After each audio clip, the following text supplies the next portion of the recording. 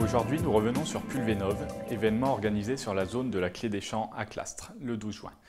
Une partie était consacrée à un village exposant avec différentes interventions sur la qualité de pulvérisation, par exemple, les stations météo, les systèmes de traçabilité de produits phyto ou encore les équipements de protection individuelle. L'autre partie était consacrée à la présentation de différents pulvérisateurs automoteurs et traînés avec 14 matériels présents. L'objectif de la journée était de consacrer surtout du temps à la présentation d'options technologiques. Donc nous allons revenir sur la présentation des différents concessionnaires. Technoma présentait son système de sélection automatique de buses. Le fonctionnement, on va avoir 4 buses qui vont être complémentaires et en fait l'ordinateur va sélectionner la buse appropriée à la bonne utilisation. Habituellement, quand on va avoir des fourrières dans un champ, par exemple, on va devoir aller moins vite qu'en plein champ. Grâce à ce système, on va pouvoir adapter à chaque fois la buse. C'est aussi utile lorsque on veut moduler les doses, puisque l'ordinateur va sélectionner la buse appropriée pour moduler l'azote, par exemple. Au niveau du fonctionnement, donc on a 4 buses côte à côte qui vont être équipées chacune d'une commande pneumatique et qui vont être toutes reliées à la même tuyauterie. Lorsque la pression maximum d'une buse est atteinte, on va avoir simultanément une autre buse, donc la buse supérieure, qui va être ouverte. Donc, ce qui permet d'adapter en fait les buses à l'utilisation voulue par l'agriculteur. Les établissements Godefroy ont présenté quant à eux un pulvérisateur Horsch.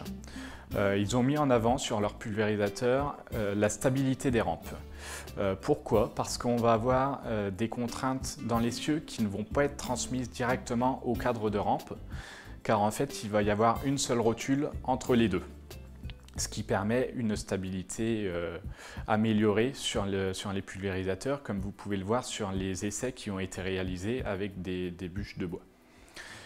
Pour piloter la rampe, on va avoir un clapet sous pression pneumatique avec 2 vérins qui vont permettre aussi un équilibre entre les deux parties de la rampe.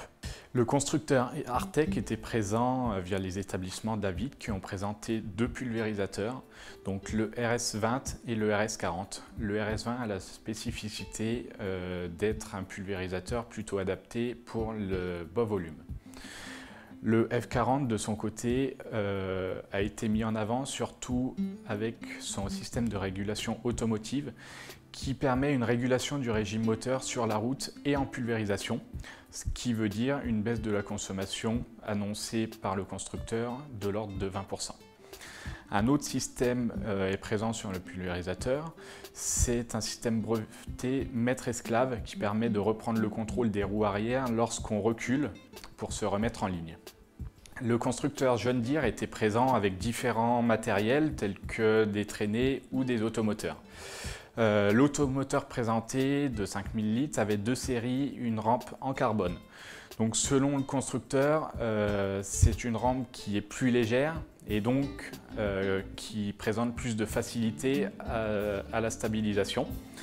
Mais c'est aussi une matière plus solide, avec aussi plus de facilité à réparer qu'une rampe en alu par exemple, avec l'existence de kits de réparation, donc facilement faisable à l'atelier.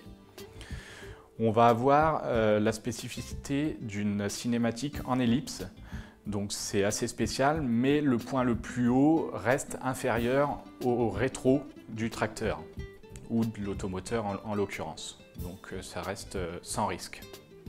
Les établissements Verag présentaient de leur côté un automoteur et un traîné de marque Fendt.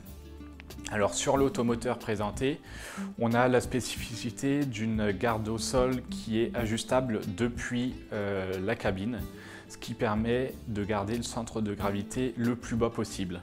Alors à préciser qu'on va avoir entre 75 et 120 cm de hauteur. On va avoir aussi sur ces pulvérisateurs une coupure buse par buse qui, selon le constructeur, permet 80% de recroisement en moins par rapport à une coupure sur des tronçons d'une largeur de 3 mètres. Les pulvérisateurs Berthoud étaient présentés à la fois par les établissements David et par les établissements Somat.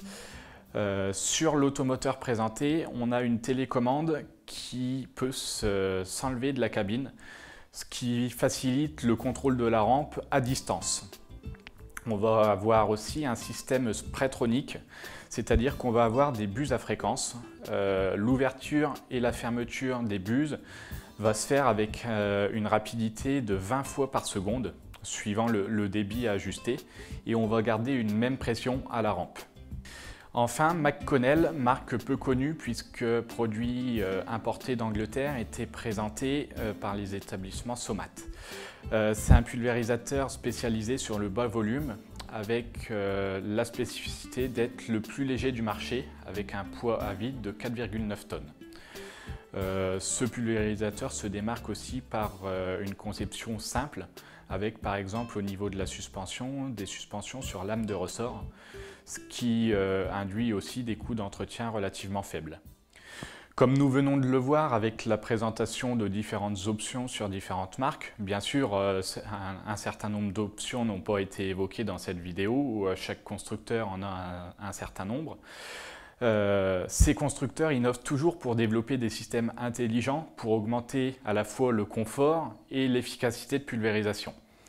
Lors de votre réflexion d'achat, il est donc bien sûr utile d'analyser l'utilité et le gain, qu'il soit en termes économiques comme au niveau du confort de ces options, en lien avec votre exploitation, donc avec le coût et le besoin sur votre exploitation. Merci de nous avoir suivis et à bientôt pour de nouvelles vidéos thématiques.